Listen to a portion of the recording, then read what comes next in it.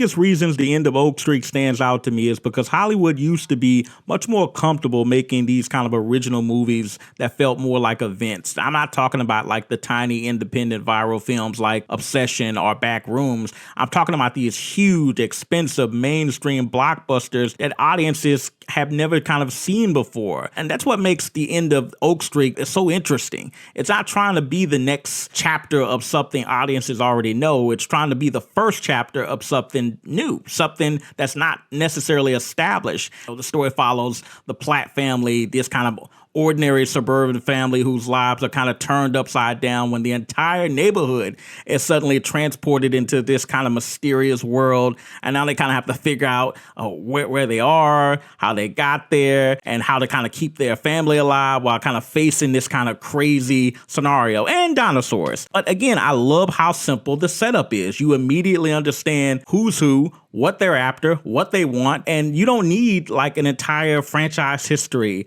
or some complicated mythology. The story itself is enough to make you want to see, okay, well, what happens next? But also, this is where the cast becomes really important because you can have all of the dinosaurs and spectacle in the world, but if you don't care about the people you're watching, none of it matters. And Anne Hathaway, who's having one heck of a year, and Ewan McGregor, they give these characters enough for us to actually care about them when they're being attacked by dinosaurs and all of these crazy things are happening. And that's important because with these characters, when they're in danger, we're not just watching CGI characters chase people around. We're watching characters that actually we're kind of invested in, as they're trying to protect their family and survive this kind of insane situation. Again, it's something else that not a lot of Hollywood films these days get right. They're so kind of concerned about the CGI and the spectacle and the green screen and the thing, and they forget at the heart of it are characters we care about. And they wonder,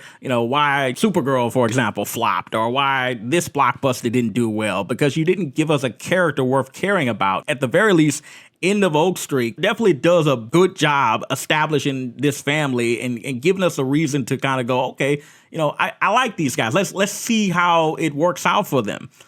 So again, it's another thing this movie does extremely well. It brings back this kind of Spielberg ambient style adventure that we really just don't see a lot of anymore.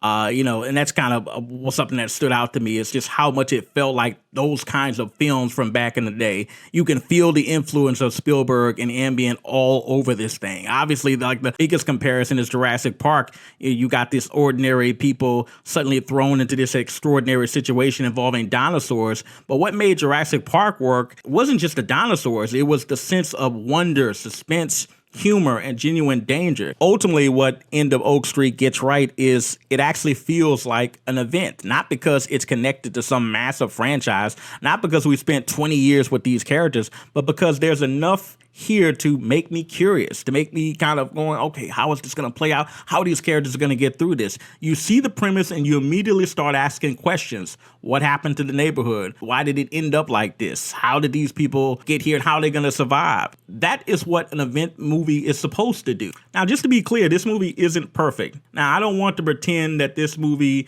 is the greatest of all time and has no flaws, because that isn't the case. And there are moments where the story feels familiar. It takes shortcuts. And if you're looking for a blockbuster that completely reinvents the genre, that's not what this movie is. And that's actually important to acknowledge, because the argument isn't that The End of Oak Street is some flawless masterpiece that has single-handedly saved Hollywood. The argument is that this is the kind of movie Hollywood should be making more often.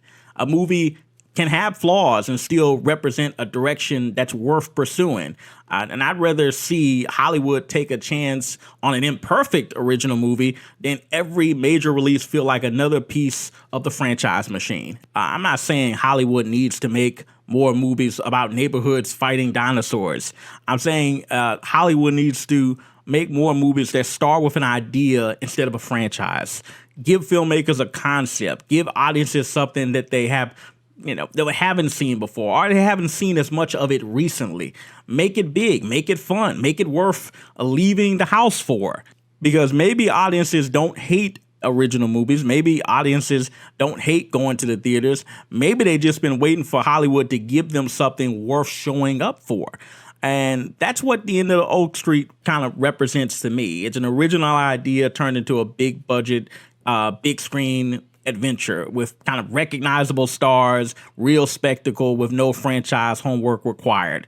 Hollywood doesn't need another cinematic universe. Sometimes it just needs another movie worth getting excited about.